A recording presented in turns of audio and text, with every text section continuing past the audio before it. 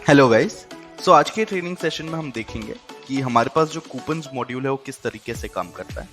जैसे आप coupon module खोलते हो, जितने भी कूपन्स आपने क्रिएट किए हैं अपने बिजनेस के लिए वो यहाँ पे आपको दिख जाता है।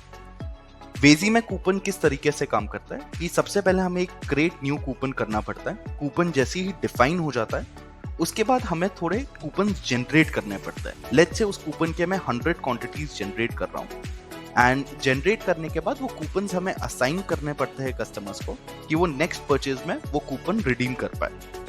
सो अभी मैं आपको दिखाऊंगा कि एक नया कूपन किस तरीके से क्रिएट होता है वेजी में।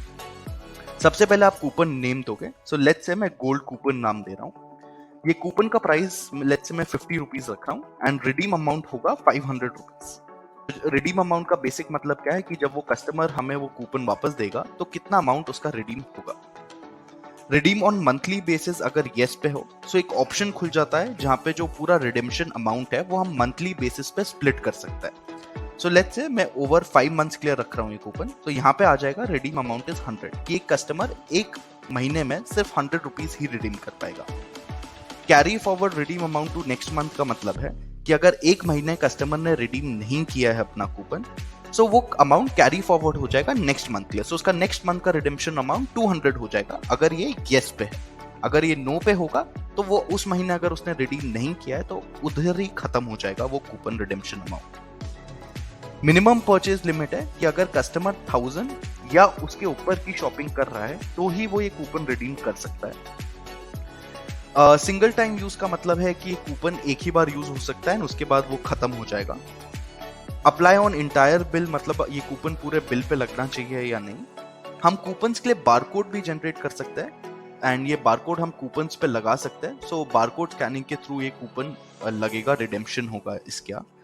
प्रीफिक्स हम बारकोड का सेट कर सकते हैं कि क्या प्रीफिक्स देना है, क्या सीक्वेंस नंबर से स्टार्ट करना है एंड टोटल उसकी बारकोड लेंथ कितनी होनी चाहिए। उसके बाद वेजी में आप बारको basically coupon and loyalty programs integrate कर सकते हैं। सो अगर आपने लॉयल्टी प्रोग्राम इंटीग्रेशन येस रखा है तो ये सबसे पहले पूछता है कि आपको लॉयल्टी पॉइंट्स पूरे इंटायर बिल पे ऐड करने हैं।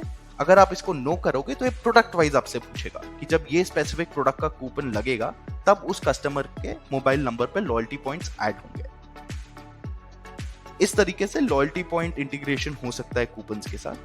एंड फाइनली है कूपन एक्सपायरी डेज।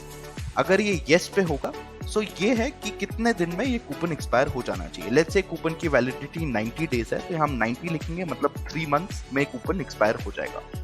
एक बार जब आपकी ये सारी कंडीशंस के साथ कूपन रेडी हो जाता है आप इसको सेव करोगे। अब जैसे ये कूपन सेव हो जाता है सिस्टम पे, यहाँ पे आप देखेंगे गोल्ड कूपन बन के आ गया।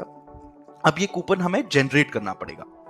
सो यहाँ पे मैं जनरेट कूपन लिखूंगा, कूपन सिलेक्ट करूंगा मेरा गोल्ड कूपन एंड यहाँ पे कितने क्वांटिटीज जनरेट करने हैं मुझे इस कूपन के। लेट्स से मुझे 100 क्वांटिटीज जनरेट करना है एंड मैं जनरेट करूंगा। सो अभी आप देखेंगे जनरेटेड कूपन्स में 100 गोल्ड कूपन जनरेट हो गए एंड अब यहाँ से हम पॉज के थ्रू ये कूपन्स असाइन कर सकते हैं कस्टमर्स को। सो आप यहाँ से ये भी देख सकते हैं कूपन किसी को असाइन हुआ है कस्टमर को या नहीं हुआ है। तो यहाँ से आप सारी चीजें देख सकते हैं रिगार्डिंग द कूपन।